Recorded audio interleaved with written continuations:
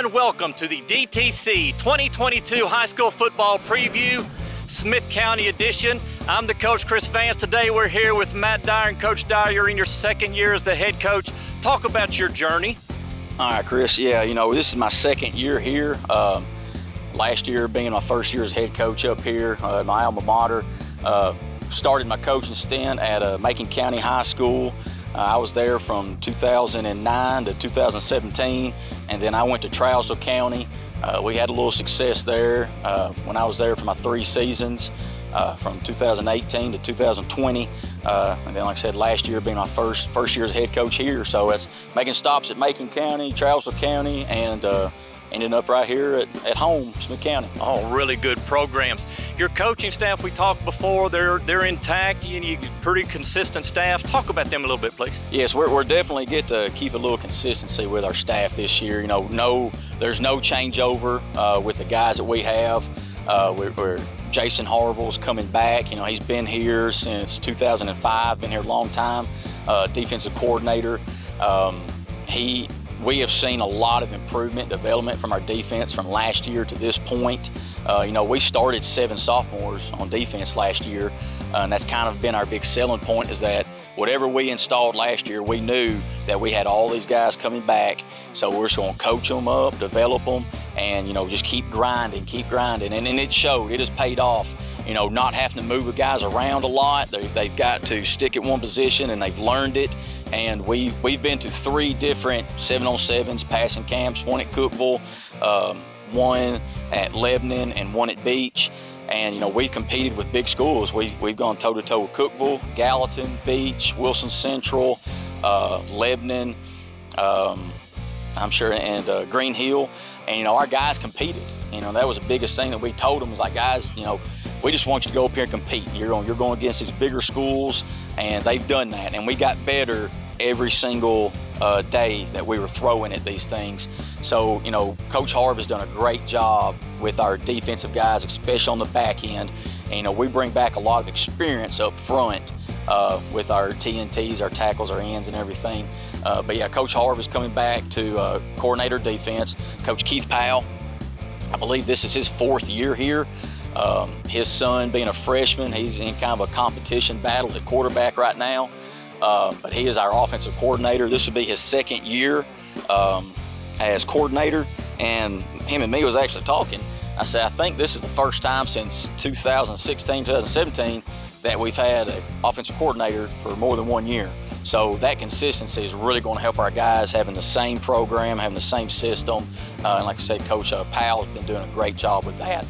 Last year, I think running the ball, we saw a huge improvement from 2020 to 2021. I think the year before they averaged, it might have been less than 70 yards a game, and we averaged over 230 yards on the ground last year. And I think it was like 270 total yards a game. So huge improvement with Coach Powell, coordinator offense. We got Coach Billy Barnhart coaching our offensive and defensive lines.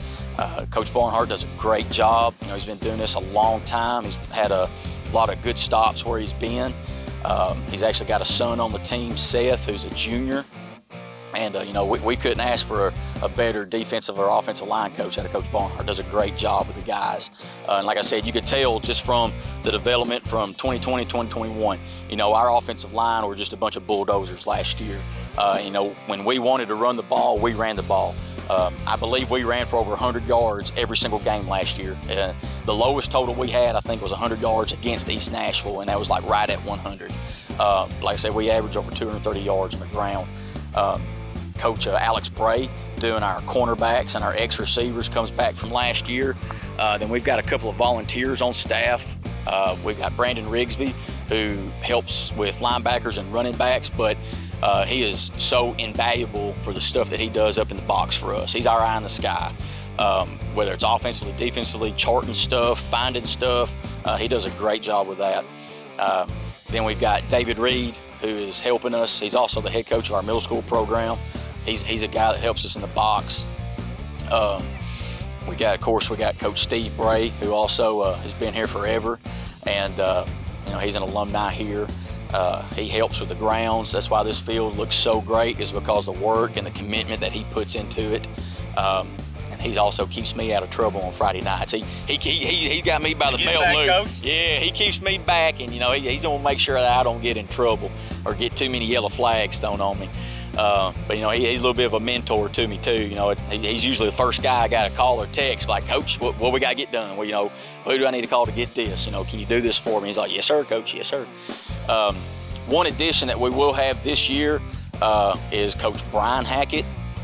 He's going to help us this year. He's going to coach our star safety, and he's also going to help with our tight ends and running backs. But he's another great position coach that has coached here a long time. I believe he also helped Coach Maynard and Coach Gentry at Cookeville for a year or two. But it's glad to have him back on board. I know he's been away from it for a few years, but it's going to be a huge asset and a huge addition to our staff. Talk about this offensive line. You say a lot of experience coming back. Just talk about those guys right quick. All right, yeah, so like I said, our offensive line was just a bunch of bullies and a bunch of bulldozers last year. We've got a lot of either 4-year starters, 3-year starters, a lot of experience coming back. And first guy, I'll just go left to right. The biggest player on the team, Dane Woodard, strongest player on the team. He's going to be a senior. He's going to be our left tackle. He's about 6'9", 350 pounds. I was going to ask, pretty big guy. Yes, extremely large human being. And every college coach that we've had in contact has said the same thing. It's always just their mouth and jaws down here, and they're sitting there saying how huge he is. Guys, Coach, that guy's huge, and he moves well. He's not just a lumbering sloth. He's got a great knee bend, and he gets his hips low, and he just knows how to move. And once he gets, his hands are huge, by the way. He slapped me on the chest the other day, and I thought I was going to have a heart attack or something. He about caved my sternum in. But once he gets those hands on you, they're like vice grips. You're just not going to get away from him. And so we're hoping, he's just going to be able to cave entire lines down when that dude down blocks. When he pulls, he's going to pull with, bad intentions. But he's going to be our left tackle for us, and he's also going to be a little nose guard for us. Our left guard, Javier Gaspar, he was actually our left tackle last year. But he's about 6'2", 350 pounds, and he moves very well. For a 350-pound kid, and I watched him the other day jump up onto a 36-inch box like it was nothing. He's a very explosive athlete to be that big. He's also one heck of a soccer player. But Javier, and he could be the meanest, most gentle person on the team. When you put his film on and you watch him, he's probably going to finish the play on top of somebody. And that's how he's going to finish, but you can't get the guy to say 1 or 2 words. But yeah, Javier being our left guard. Our center, we've got 2 guys. We've got Jimmy Enoch, who's a 3-year starter. He's about 6'4". He's getting a lot of little love from colleges too. I believe he's got an offer from Glenville State. He's about 6'4", 300, 290 pounds. He's also a big judo guy. He was actually at a judo competition the other day. I think he's a big grappler. He's not doing the spinning kicks, but he's the grappling type of judo stuff. But he's doing a good job with that. We also got Braxton Searcy, who's going to be a junior. He's another big kid, hard worker. We've taken him to all of our 7-on-7s. He's snapped every single one, but he's also a versatile guy.